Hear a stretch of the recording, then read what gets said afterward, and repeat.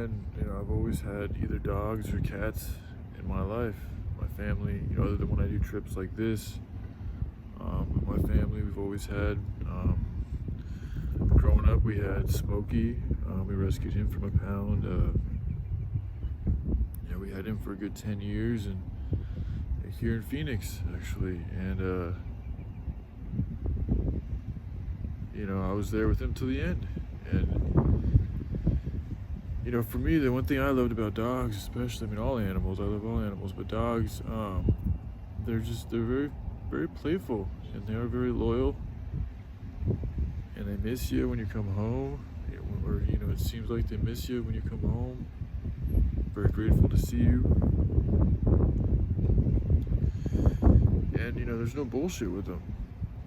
They're gonna let you know how they feel, whether they're mad as fuck at you and they want to attack you, or they're just that unhappy, or very expressive creatures. The barking, it's all an expression.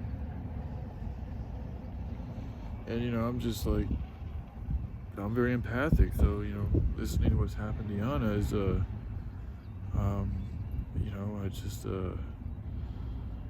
I can totally get, I feel like I can relate to what she's saying, and the whole time,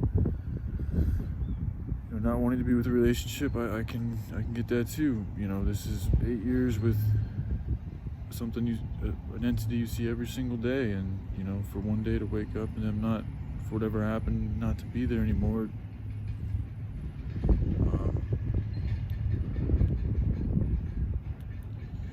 Then to start theorizing that happening with other people, it's a lot to take in. So I totally get the words. It makes sense, the things that she said. And I don't know, I know she doesn't really care about other people's opinions, but again, this is, a topic, and, Little Bear's something I think about. I think about him from time to time. I know he's in good hands. I know him and my mom have a great relationship, and my brother's helping out, so I don't feel as, bad about things. Initially, it was more of a selfish thing because, I didn't have him around. I didn't see him, but, I've talked with my mom, and I know he's doing well. So, I feel, there's not a real reason other than my own selfishness to feel sad about it. So, but I do know what it feels like when I had to, separate from him. And, if I've thought about what happened if anything were to happen to him, and, to just not ever see him again, it's just fucking like, damn. And again, for me, it's like the animals that, especially with, the nature and the wildness, and, that's just something that they've always, I guess I can relate to them because they don't really fit in with these houses and shit. Like, I don't feel like I fit in. So being around animals and stuff has always felt very familiar to me because they're very wild, they're very undomesticated, they're very much, free-flowing with how they feel. And it's very different than the way these societies and the way these programs and fucking cities are run. You're told to act a certain way and say a certain thing and, essentially feel a certain way, be a certain way.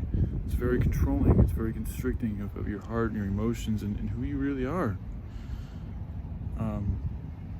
So, out in nature, just the birds, the bees, the flowers, the trees, all these things have always felt very familiar, and there's always been a sense of homeness, when nothing else has been there. Even when I was going to kill myself years ago, it was me playing with the rocks that helped balance and ground me out. Nothing else was doing it for me. I was wandering around aimlessly, kind of walking near this tree that I had planned out, and it was playing in this ditch with the rocks that something just made me feel like it was going to be okay, and you're not alone, and there is a home, and just connecting back to source, I think, just helped revitalize me and, balance me out a little bit, because life does go on, and it is all part of the process, and death is, in my opinion, just a transfer of energy. So I don't think it's the finite end. I think it's just a end into something new. So anyways, I know you got to go through the grieving process, but All right, I love you guys. Y'all take care. Bye.